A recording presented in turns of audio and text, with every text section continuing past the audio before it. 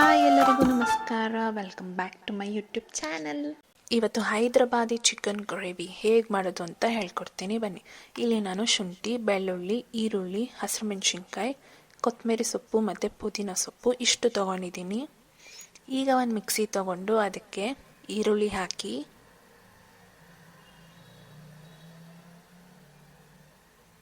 ಶುಂಠಿ, ಬೆಳ್ಳುಳ್ಳಿ, ಹಸಿರು ಮೆಣಸಿನ್ಕಾಯಿ, ಕೊತ್ತಂಬರಿ ಮತ್ತು ಪುದೀನ ಸೊಪ್ಪು ಇಷ್ಟು ಹಾಕಿ ಗ್ರೈಂಡ್ ಮಾಡಿದ್ದೀನಿ. ನೋಡಿ, ಈ ಕನ್ಸಿಸ್ಟೆನ್ಸಿಲಿ ಇರಬೇಕು ಮಸಾಲ. ಈಗ ಒಂದು ಬೌಲ್ ತಗೊಂಡು ಅದಕ್ಕೆ ಚಿಕನ್ ಹಾಕಿ, ಅದಕ್ಕೆ ಸ್ವಲ್ಪ ಅರಿಶಿನ ಹಾಕಿ, ರುಚಿಗೆ ಬೇಕಾದಷ್ಟು ಉಪ್ಪು,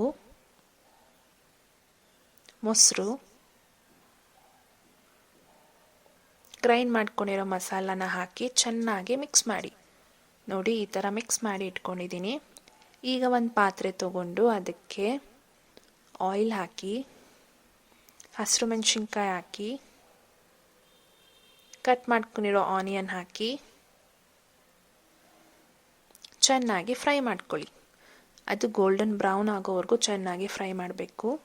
ಈಗ ಅದಕ್ಕೆ ಒಂಚೂರು ಅರಿಶಿನ ಹಾಕಿ ಚೆನ್ನಾಗಿ ಫ್ರೈ ಮಾಡಿ. ಇದು ಫ್ರೈ ಆದಮೇಲೆ ಇದಕ್ಕೆ ಧನಿಯಾ ಪೌಡರ್ 2 ಸ್ಪೂನ್ ಹಾಕಿ ಚೆನ್ನಾಗಿ ಮಿಕ್ಸ್ ಮಾಡಿ.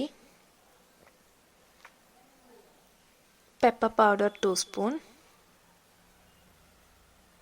ಮತ್ತು ಮಿಕ್ಸ್ ಮಾಡಿ ಇಟ್ಕೊಂಡಿರೋ ಚಿಕನ್ನ ಹಾಕಿ ಚೆನ್ನಾಗಿ ಮಿಕ್ಸ್ ಮಾಡ್ಕೊಳ್ಳಿ. ಇದನ್ನು ನೀವು ಒಂದು 20 to 25 ಮಿನಿಟ್ಸ್ ಚಿಕನ್ ಬೇಯೋವರೆಗೂ ಚೆನ್ನಾಗಿ ಕುಕ್ ಮಾಡ್ಕೋಬೇಕು. ಲಾಸ್ಟಲ್ಲಿ ಇದಕ್ಕೆ 2 ಸ್ಪೂನ್ ಗರಂ ಮಸಾಲ ಹಾಕಿ, ಕೊರಿಯಾಂಡರ್ ಹಾಕಿ ಗಾರ್ನಿಷ್ ಮಾಡಿದ್ರೆ Hyderabadi chicken gravy ready to serve. ಈ ರೆಸಿಪಿ ನಿಮಗೆ ಇಷ್ಟ ಆದರೆ ಲೈಕ್ ಮಾಡಿ, ಫ್ಯಾಮಿಲಿ ಫ್ರೆಂಡ್ಸ್ ಜೊತೆ ಶೇರ್ ಮಾಡಿ. ಹಾಗೆ ರೆಸಿಪಿ ಟ್ರೈ ಮಾಡಿದ್ರೆ ಹೇಗಿದೆ ಅಂತ ಕಮೆಂಟ್ ಸೆಕ್ಷನಲ್ಲಿ ಕಮೆಂಟ್ ಹಾಕಿ. ಸಬ್ಸ್ಕ್ರೈಬ್ ಆಗೋದನ್ನ ಮರಿಬೇಡಿ. Thank you for watching.